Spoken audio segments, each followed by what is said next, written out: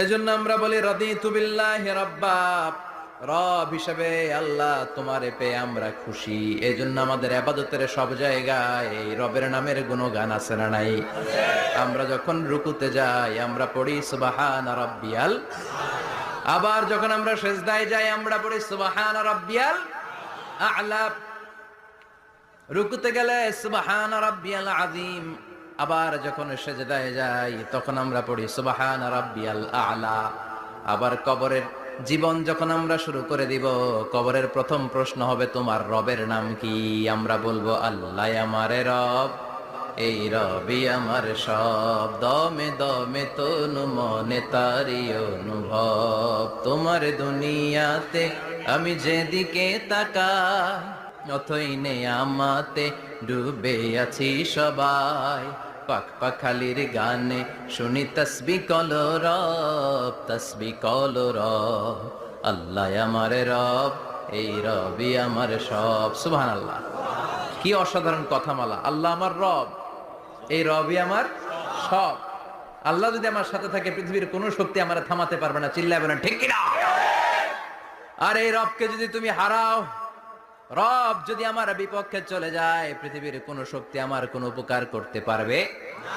এজন্য বিশ্বনবী বলতেন ইযা সাআলতা ফাসআলিল্লাহ ওয়া ইযা ইসতাআনতা ফাসতাইন বিল্লাহ। যখন সাহায্য চাইতে মনে চাইবে, সাহায্য চাইবা কার কাছে?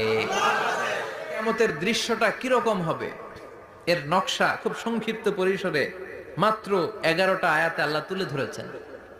আপনি মনোযোগ দিয়ে কানগুলো খরগোশের মতো খাড়া করে যদি কথাগুলো শুনেন, আপনার মনে হবে আপনি এখানে বসে কিয়ামত চোখে লাইভ দেখতেছেন। লাইভ আল্লাহ এমন ভাবে বলেছে। সুবহানাল্লাহ পড়েন। তা আসুন আমরা সরাসরি কিয়ামতকে দেখে আসি। আসলে কিয়ামতটা কেমন বর্ণনা করছেন কে? আল্লাহ। সূরার নাম হচ্ছে সূরাতুল কারিয়া। কি নাম? আওয়াজ করে উত্তর দিতে হবে। সূরার নাম আল কারিয়া। চিৎকার মেরে বলেন সূরার নাম কি? একটা শব্দ 3 বার বললে মানুষের দৃষ্টি আকর্ষিত হয় না? যেহেতু এটা আরব দেশে নাজিল হয়েছে, আবার মক্কায়, মক্কার লোকেরা আরবি বুঝে, তাদেরকে প্রথম বলা হলো আল কারিয়া। তারা ফিরে তাকালো, কি আল কারিয়া? আবার বলা হলো মাল কারিয়া। কি মাল কারিয়া? আবার বলা হলো ওমা আদরাকা মাল কারিয়া। আবার তারা ফিরে তাকালো।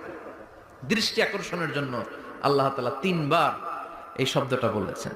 এজন্য এই শব্দের একটা সিগনিফিকেন্স, একটা গুরুত্ব, অর্থবহ একটা মানদণ্ড আছে না নাই? আল কারিয়া শব্দের অর্থ হচ্ছে বিকট আওয়াজ। আল কারিয়া মানে কি? কথা বলেন, আরো জোরে বলেন। বিকট আওয়াজ।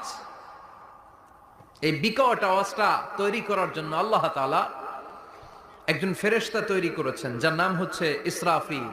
নাম কি? ইসরাফিল। আমাদের মধ্যে অনেকের নাম কিন্তু আমরা ইসরাফিল রাখি, তাই না? ইসরাফিল আছে না নাই? আজরাইল কিন্তু রাখে না, কে ডরে। কেন রাখে না? ভয় পায়। কিন্তু ইসরাফিল আছে, আমার পরিচিত অনেকে আছে ইসরাফিল।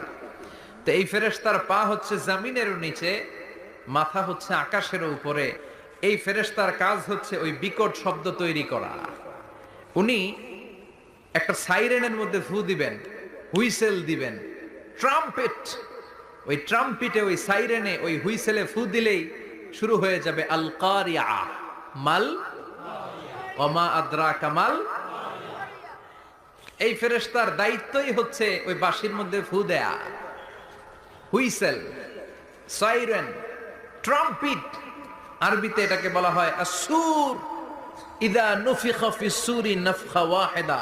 যখন তিনি ওই সিংহে একটা ফু দিবেন, সব লন্ডভন্ড হয়ে যাবে, কিচ্ছু খুঁজে পাওয়া যাবে না।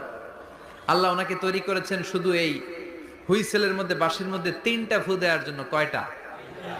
উনি সৃষ্টির শুরু থেকেই এই বাঁশিটাকে 2 ঠোঁটের মাঝখানে রেখে আল্লাহর আরশের দিকে তাকিয়ে আছে, and just waiting for the green signal. আল্লাহর পক্ষ থেকে সবুজ সংকেতের অপেক্ষায়। যখনই আল্লাহর অর্ডার করবেন, তখনই শুরু হয়ে যাবে আল কারিয়া। মাল ওমা আদরাকা মাল। সৃষ্টির শুরু থেকেই ইসরাফিল ফেরেশতা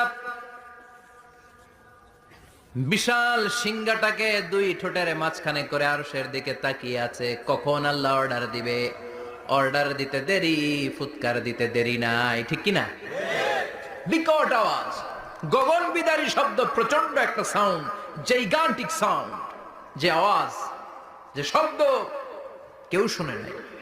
এজন্য আল্লাহ বললেন আল কারিআতু মাল কারিআতু ওয়া মা আদরাকা মাল কারিয়া। সে আওয়াজটা ভয়ঙ্কর আওয়াজ, এটা বজ্রপাতের মতো না, এটা ট্রাকের টায়ার পাংচার হলে যে আওয়াজ হয় ওই আওয়াজের মতো না, গ্যাসের সিলিন্ডার ব্রাস্ট হয়ে গেলে যে আওয়াজ হয় ওই আওয়াজের মতো না, প্রাইমারি স্কুলে দপ্তরে যখন ছুটির ঘন্টা বাজায় ওই আওয়াজের মতো না।